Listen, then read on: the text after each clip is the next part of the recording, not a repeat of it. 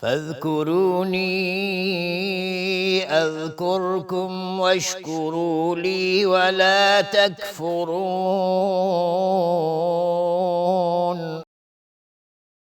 پس به یاد من باشید تا به یاد شما باشم و شکر مرا گویید و کفران نکنید. بسم الله الرحمن الرحیم. الحمد لله رب العالمین و الصلاة و السلام علی سید المرسلین سیدنا و نبینا محمد و علی آله و صحبه اجمعین. با عرض سلام و درود خدمت همه شما بینندگان عزیز و محترم. موضوعی که در خدمتتون هستم در ارتباط موضوع نیایش و ستایش است.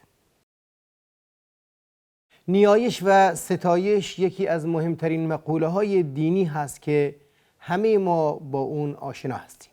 همه ادیان و مذاهب با این دو واژه به گونه‌ای ارتباط دارند و به گونه‌های مختلفی افعال و رفتار و اعمال دینی خودشون رو انجام میدن، ولی قالب این اعمال و قالب این افعال که در زیر مجموعه مقوله نیایش و ستایش جا میگیره، در هر پیرو دین و مذهب و آیینی شکل خاصی رو داره، وقت خاصی رو داره و به گونه خاصی ادا میشه.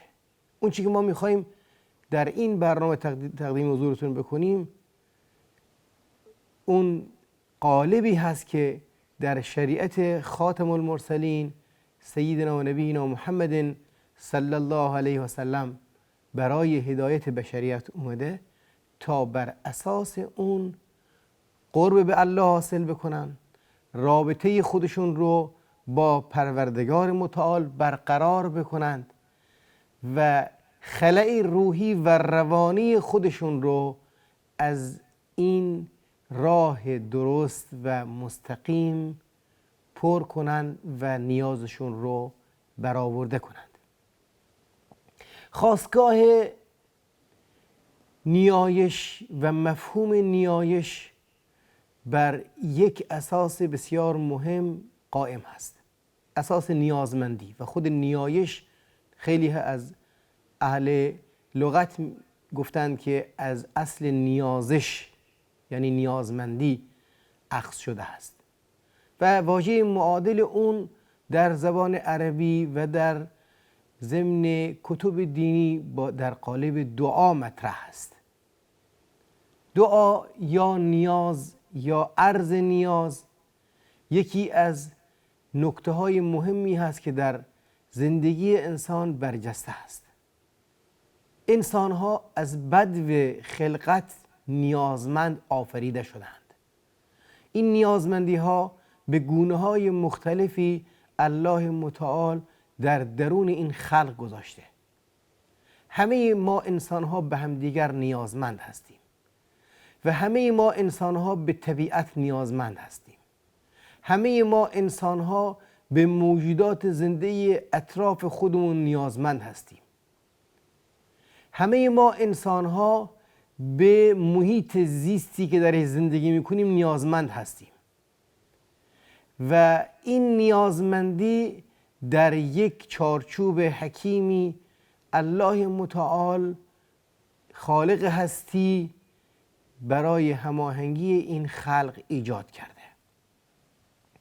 در این ارتباط برای برآوردن نیازمندی های خودمون در سعی و تلاش هستیم تا اینکه بتونیم به راحتی و آسودگی زندگی کنیم و در مواردی هم که چیزی رو احساس نیاز میکنیم برای برآوردن او سعی و تلاش میکنیم.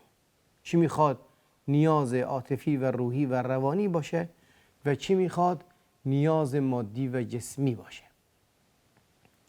ولی با وجود این که همه ما به همدیگه نیاز داریم و همه موجودات به همدیگر نیازمند هستند، خصوصا انسان به همه موجودات اطراف خودش نیازمند هست، به خورشید نیازمند هست، به گیاهان نیازمند هست، به حیوانات اطراف خودش نیازمند هست و به بنی بشر و بنی نوع خودش نیازمند هست. در عین حال همه موجودات زنده وابستگی خاص و نیازمندی خاصی رو دارن به خالق هستی. یعنی قدرت و توان همه موجودات در یک محدوده معینی متوقف میشه و ماورای اون محدوده که ماورای طبیعت باشه خالق هستی هست که نیازمندی ها رو برآورده میکنه. انسان نیاز پزشک داره، در معالجه خودش به پزشک مراجعه میکنه، ولی روزی هست که پزشک دیگه جواب نمیده. انسان در حوادث طبیعی از همدیگه کمک میگیره، ولی یک موقع طوفان میاد که همه میگن یا الله یا الله. انسان در مشکلات اجتماعی دست همدیگه رو میگیره، ولی یک موقعی هست که مشکل فراگیر قحطی میاد که همه باش درگیر میشن. در این میان الله متعال در موارد مختلف قرآن کریم یاد آور شده که همه شما به من نیازمند هستید. آیاتی رو از سوره فاطر با هم میخونیم و تأمل میکنیم تا بهتر برای اون مفهوم و خاستگاه نیایش واضح و روشن بشه. الله متعال در آیات 13 تا 15 سوره فاطر میفرماید که یولج اللیل فی النهار و یولج النهار فی اللیل و سخر الشمس والقمر کل یجری لاجل مسمى. الله متعال هست که وارد میکنه شب رو در روز و روز رو در شب، و شب و روز در اختیار انسان هستند، یعنی در خدمت انسان هستند. از شب و روز و گردش شب و روز انسان بهره حیاتی رو میبره. بحث علمی تأثیر و نیاز انسان به شب و روز یک بحث بسیار وسیع و گسترده ای است. و سخر الشمس والقمر، و به همین صورت این خورشیدی که در آسمون میبینید و این ماهی که در آسمون میبینید رو براتون مهیا کرد، در اختیار شما قرار داد. تسخیر کردن در واقع یعنی در اختیار شما قرار دادن، برای شما اون رو مهیا کردن، یعنی اینکه در ارتباط با حیات شما اون رو ترتیب دادن و تنظیم کردن.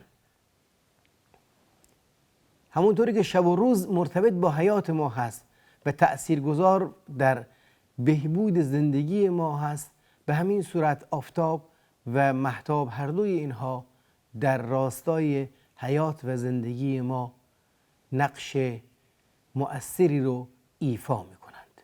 منبع انرژی ما خورشید هست و این خورشید هم از فیلتری میگذره که اون چی که برای مفید هست عبور میکنه از جو زمین و به ما میرسه، و اون چی که برای اون مضر هست اون جو فیلتر مانع میشه از اینکه به ما برسه. نظام بسیار دقیق و بسیار حکیمی هست و ما هم به همین صورت نظام بسیار حکیم و علیمی بر اون حاکم است.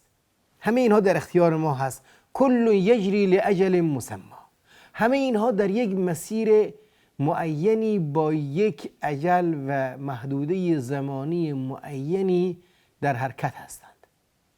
هر متحرکی ابتدایی داره و به طور طبیعی انتهایی هم خواهد داشت. ابتدا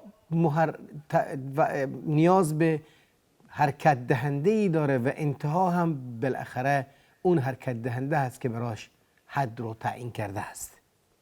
ذالکم الله ربکم، این پروردگاری که این جهان رو مدیریت میکنه، آفریده و با شما، با خلقت شما و نیازهای شما این جهان رو تنظیم کرده، رب شما هم او هست، پرورش دهنده شما اون هست، تنظیم کننده حیات شما اون هست. ربوبیت الله متعال در فقط مالکیت او نیست، ربوبیت او در مدیریت زندگی و حیات همه مخلوقات و در خصوص زندگی انسان ها هست. له الملک، پادشاهی مال او هست، همه این جهان زیر سلطه او مدیریت میشه. تمام این نظام بر اساس اراده و مدیریت او جهت معین رو داره سپری میکنه. والذین تدعون من دونه ما یملکون من قطمیر. اونایی که شما به غیر از الله اونها رو میخواید و از اونها حاجت خودتون رو میخواید طلب کنید یا از اونها حاجت خودتون رو میخواید برآورده کنید، اونها اندازه یک پوسته روی یک هسته خرما هم مالکیت بر جهان ندارن، چون اون پوسته روی خرما رو هم الله آفریده و براش نظم و نظامی گذاشته که چه نقشی رو ایفا بکنه بین هسته خرما و بین میوه لذیذی که من و شما از اون بهره میگیریم و ویتامین های متعددی رو از اون به دست میاریم. ذالکم الله ربکم له الملک والذین تدعون من دونه ما یملکون من قطمیر. این تدعوهم لا یسمعوا دعاءکم. اونایی که شما میخواید اگر اونها رو بخواید، از اولا که اینها نمیشنوند، چون شنوای حقیقی الله هست. محدوده مکانی و زمانی الله متعال نداره. من و شما هستیم در حدود معینی قرار داریم. در حدود معینی قدرت بینایی ما، شنوایی ما، فعالیت روزمره ما محدود هست. با فرکانس معینی میشنویم و میبینیم و به همین صورت میتونیم عملیات و عملکرد خودمون رو اجرا کنیم. خارج از اون ناتوان هستیم. ولو سمعوا ما استجابوا لكم، حتی اگر هم بشنوند فرزن، اگر به اینها پیام شما رسید هم ما استجابوا لكم، جوابتون رو نمیتونن بدن، چون چیزی در اختیارشون نیست. ما استجابوا لكم، نمیتونن به شما جوابی رو بدن. در دنیا هم ما داریم مواردی که از دست انسان ها خارج هست. همه میگن یا الله، در هر دین و آیینی باشن میگن خدا. و یوم القیامت یکفرون بشرککم، و روز قیامت با این عمل آلوده به شرکی که شما انجام دادید، از اونها نیاز خودتون رو خواستید، اونها کفر این عمل کرد رو خواهند کرد، انکار خواهند کرد، رد خواهند کرد این عمل شرک مشرکانه شما رو. ولا ینبئک مثل خبیر، به شما اطلاع نمیده مثل خبیری که الله متعال باشه. الله متعال که از کن و از حقیقت اشیا و این جهان کاملا مطلع هست، او هست که حقیقت اون چه که شما به اون نیاز دارید، حقیقت حدودی که هر کدوم از ما در اون قرار داریم رو به شما اطلاع میده که ماوراء خلق رب ذوالجلال هست و هیچ احدی داخل تصرف در نظام او نداره و نمایندگی حاکمیت اون رو نمیتونه بکنه. در آیه 15 آخر میگه یا ایها الناس، ای مردم، یا ایها الناس انتم الفقراء الی الله، شما هستید نیازمند به الله. همه انسان ها از آدم تا خاتم، انبیا یا اولیا یا عوام مردم، همه نیاز به الله دارن، همه نیازمند به الله هستند.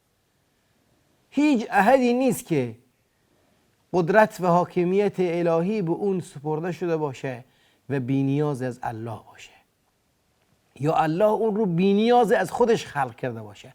همه نیازمند به او هستیم و همه ما در نهایت به او وابسته هستیم. قدرت و توانی که داریم هم او به ما داده، بینایی، شنوایی، قدرت جسمی، قدرت لامسه، قدرت ادراک و فهم، و اون هم از ما میگیره. از هیچ چیزی خلق شدیم، از اسپرمی خلق شدیم، آفریده شدیم که هیچ ارزش و حیثیتی نداشت. در بین میلیون ها اسپرم الله متعال مقدر کرد که اون اسپرم حیات به خودش بگیره و ادامه حیات و رشد پیدا کنه و بشه یک طفل و انسان، و بعد از اون، بعد از اینکه انسان شد، رشد جسمی بکنه و باز در انتها همین انسان با تمام رشدی کرد پیر میشه و از دست میده قدرت و توان فکری خودش، قدرت توان جسمی خودش، قوت بینایی خودش، قدرت شنوایی خودش و در نهایت صفر میشه کل قدرتش و توانش و ازش اخذ میشه و به عنوان یک جنازه به خاک سپرده میشه. در نتیجه همه شما به الله نیاز دارید، چون هر چی دارید از او دارید، چون هر چی بخواید هم باید از اون بخواید و ماورای همه این جهان الله متعال هست و قادر مطلق و خالق هستی او هست. والله هو الغنی الحمید. تنها الله هست که بی نیاز ستایش شده‌ای هست که تمام صفات کمال مال اوست. والله هو الغنی الحمید. در این آیات، البته من آیات زیادی هست که در این باب اصل و خاص و مفهوم و اساس نیایش رو برامون بیان میکنه، ولی در این آیه محوری که وجود داره انتم الفقراء. اولین نکته ای که وجود داره اینه که همه موجودات در هر موقعیتی که باشن نیازمند هستند، نیازمند به الله. همه ما به همدیگه نیاز داریم، ولی همه ما به الله نیاز داریم. یک حدودی هست که قدرت و توان همه انسان ها به نهایت میرسه و اونجا فقط الله هست که پاسخگوی همه ما هست. در اون موارد وقتی که ما به غیر الله دست دراز کردیم، یعنی اینکه غیر الله رو در حاکمیت و سلطه با الله متعال شریک کردیم و الله متعال هست که در واقع پادشاهی مطلق دست او هست و هیچ احدی با او در این باب شریک نیست. تا برنامه دیگه، الله یار و نگهدارتون باد. السلام علیکم و رحمت الله و برکاته.